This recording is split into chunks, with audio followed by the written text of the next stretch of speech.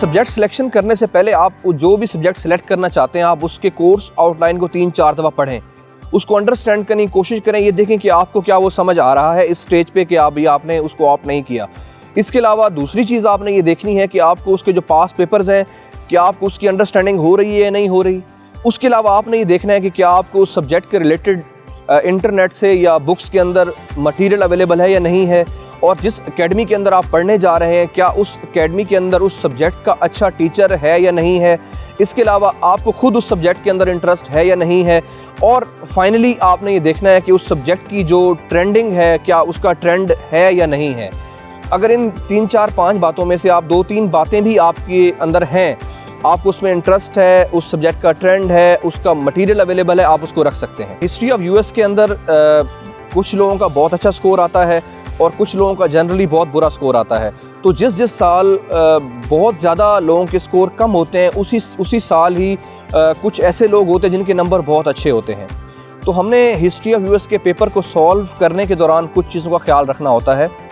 जैसा कि मैं तमाम पेपर्स के लिए रिकमेंड करूंगा कि जितने भी स्टूडेंट पेपर ऑप्ट करते हैं, हर पेपर के अंदर 4 कंपोनेंट ज़रूर होने चाहिए आपके ना।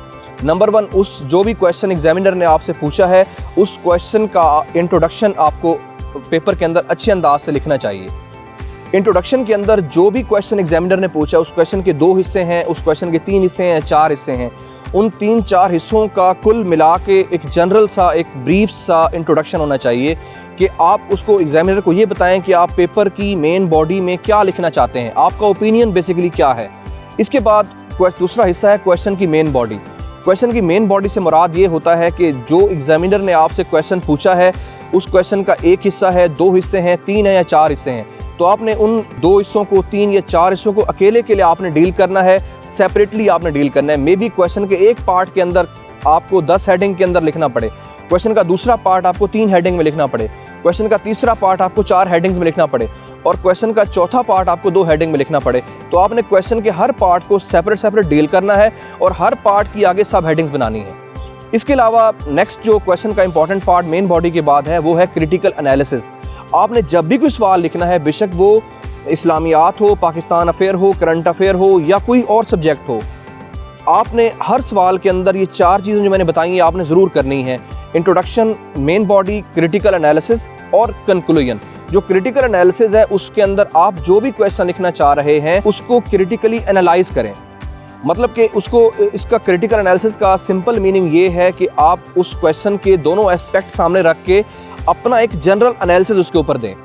इवन कि इस्लामियात के अंदर भी आप क्रिटिकल एनालिसिस कर सकते हैं, इवन कि आप पाकिस्तान अफेयर के अंदर कर सकते हैं और तमाम सवालों के अंदर। और एग्जामिनर ज़रूर आपका क्रिटिकल एनालिसिस आपके सवाल के अंदर भी सर्च करेगा और आपके अपना पेपर के बाद भी जो आप क्वेश्चन कर रहे होते हैं उस एग्जामिनर आपका क्रिटिकल एनालिसिस जो है वो सर्च करेगा। इसके बाद आखिरी जो क्वेश्चन है वो कंक्लूजन है। आपने अपनी बात को किसी बात पे ख़त्म करना है, कंक्लूड करना है। तो कंक्लूजन भी किसी भी एग्जामिनेशन में लिखना बहुत ज़रूरी है। ये तो होगी क्वेश्चन का जनरल लेआउट जो मैं बता रहा था आपको। इसके अलावा आपने स्पेसिफिकली क्वेश्चन के अंदर क्या करना है, ये बड़ी इंपॉर्टेंट बात है। मैं बता रहा था आपको कि आपने इंट्रोडक्शन लिखना है। अपने इंट्रोडक्शन के अंदर आप इंट्रोडक्शन के बाद जब आप मेन बॉडी की तरफ आते हैं तो मेन बॉडी बड़ी इंपॉर्टेंट होती है और मेन बॉडी ही क्वेश्चन का आंसर होता है जो एग्जामिनर आपसे पूछ रहा होता है। तो मेन बॉडी के अंदर आपने अपनी हर मेन बॉडी के पार्ट को, बेशक वो हेडिंग्स हो, बेशक वो मेन क्वेश्चन का पार्ट हो, आपने हर हिस्से को जस्टिफाई करना है। आपने जनरल नहीं लिख देना कि जी, मैं मिसाल देता हूँ कि आपसे सवाल पूछा जाए कि सिविल वॉर के इम्पैक्ट्स क्या होते हैं या सिविल वॉर की अमेरिकन हिस्ट्री पे इम्प्लीकेशंस क्या हैं। आप जनरल से लिख दें कि सिविल वॉर के बाद जो है वो अमेरिका के अंदर स्लेवरी ख़त्म हुई, अमेरिका के अंदर जो है फ्रीडम ऑफ स्लेव्स को फ्रीडम मिला, अमेरिका सिविल वॉर के बाद अमेरिका के अंदर डेवलपमेंट स्टार्ट हुई, अमेरिका में इंडस्ट्रियलाइजेशन सिविल वॉर के बाद हुई, अमेरिकन नेशन का नेशनलिज्म बड़ा स्ट्रॉन्ग हुआ, अमेरिका के अंदर इंपीरियलिज्म जो है वो आना स्टार्ट हुआ। आप एक जनरली ना लिखें बल्कि आप इम्प्लीकेशंस के अंदर इस तरह लिखें कि जो आपने उसकी पीछे हिस्ट्री पढ़ी हुई है, आप बेशक इम्प्लीकेशंस के अंदर हेडिंग वही डालें जो इम्प्लीकेशन के हवाले से हेडिंग्स हैं, लेकिन जो हिस्टोरिकल चीज़ें हैं उसको भी साथ ऐड करें। हिस्ट्री ऑफ यूएस रखने की अच्छी बात जो मुझे लगी है वो ये कि अगर आपको इसकी स्टोरी अंडरस्टैंड हो जाती है और इसका पूरा लेआउट आपको समझ आ जाता है, तो ये सब्जेक्ट आपको पढ़ने में और समझने में आसान होता है और इसका क्वेश्चन करना भी आपके लिए आसान होता है। इसके अलावा मैंने जो भी सब्जेक्ट्स पढ़े हैं, मैंने करंट अफेयर पढ़ा, पॉलिटिकल साइंस पढ़ा, IR को देखा, बाकी जितने भी करंट सब्जेक्ट्स हमारे हैं, इन तमाम सब्जेक्ट्स के अंदर हिस्ट्री ऑफ US की एग्जाम्पल्स दी जाती हैं। और हमेशा से हिस्ट्री ऑफ, चूँकि USA वर्ल्ड पावर है, तो US की एग्जाम्पल्स के साथ ही जो है वो क्वेश्चन कंप्लीट होता है। इसके अलावा अगर आप करंट अफेयर की बात करें या आप CSS के इंटरव्यू की बात करें, तो हमेशा से ही जो भी बड़ा इवेंट होता है, जो भी इंटरनेशनल रिलेशन के हवाले से बातचीत होती है, उसमें US की फॉरेन पॉलिसी की, US की तमाम पॉलिसीज़ की एग्जाम्पल दे के बात की जाती है। तो मेरे ख्याल में US हिस्ट्री को पढ़ना स्टूडेंट्स के लिए अच्छा भी है, और स्टूडेंट्स को एक दफ़ा अगर ऑप्ट करनी है या नहीं करनी, फिर भी स्टूडेंट्स को हिस्ट्री ऑफ US से पढ़ना चाहिए। मेरे ख्याल में हिस्ट्री ऑफ US जो है वो मुझे तो गलत कभी नहीं लगा आज तक, चूँकि मुझे पसंद है, मुझे इसमें इंटरेस्ट है, लेकिन गलत भी हो सकता है।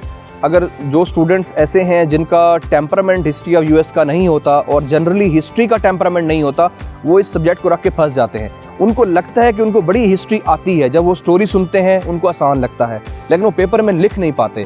तो जिसका टेम्परामेंट नहीं है हिस्ट्री का और जिसको उसका लेआउट हिस्ट्री का समझ नहीं आया, उसको बिल्कुल ये सब्जेक्ट ऑप्ट नहीं करना चाहिए। अब मेरे ख्याल में उन्होंने क्वेश्चन को प्रॉपरली अटैम्प्ट नहीं किया, और क्वेश्चन के अंदर एग्जामिनर एक बात पूछता है, उन्होंने उस बात को एड्रेस ही नहीं किया। फॉर एग्जांपल, एग्जामिनर आपसे ये पूछता है, अमेरिकन जो कॉन्स्टिट्यूशन है उसके अंदर एक system of check and balance दिया गया है, इसके ऊपर आप एनालिटिकल नोट लिखें, तो आप उसके जवाब में कॉन्स्टिट्यूशन ऑफ US पे नोट लिख देते हैं और आप चेक एंड बैलेंस की बात ही नहीं करते और उस पर अपना एनालिसिस ही नहीं करते, तो आपको कैसे एग्जामिनर नंबर देगा। इसके अलावा अगर आप एग्जामिनर ने आपसे कोल्ड वॉर के इम्पैक्ट पूछे हैं और आप कोल्ड वॉर पे नोट लिख देते हैं, तो डेफिनेट बात है कि एग्जामिनर आपको नंबर नहीं देगा। हिस्ट्री ऑफ US की तमाम कंप्लीट स्टोरी को अंडरस्टैंड करें कि USA का स्टार्ट कैसे हुआ और अब US कहाँ पे पहुँचा हुआ है, उसके तमाम इवेंट्स को अंडरस्टैंड करें। इसके अलावा जो पेपर के अंदर कोर्स आउटलाइन दी हुई है, उसमें तकरीबन 15 से 16 सवाल बनते हैं। उन तमाम सवालों के मुतालिक जितनी भी इंफॉर्मेशन बुक्स में दी हुई है, उस तमाम इंफॉर्मेशन को वो जो है उसको देखें, उसको याद करें, उसको प्रॉपरली एक दूसरे के साथ क्वेश्चंस को एनालाइज करें। और मेरे ख्याल में अगर वो कोर्स आउटलाइन के जो 15-16 क्वेश्चन बनते हैं, उनको अच्छे अंदाज से अंडरस्टैंड कर लें, तो उनके बहुत ही अच्छे नंबर हिस्ट्री ऑफ USA में आएंगे। अगर आपने इसको तैयार करना हो तो कम से कम आप 10 से 15 दिन के अंदर इसको तैयार कर सकते। मेरी नेक ख्वाहिशात उन तमाम स्टूडेंट्स के लिए हैं जो कॉम्पिटिटिव एग्जाम की तैयारी कर रहे हैं। नोवा मेंटोर्स आपकी रहनुमाई के लिए हर वक्त हाजिर है।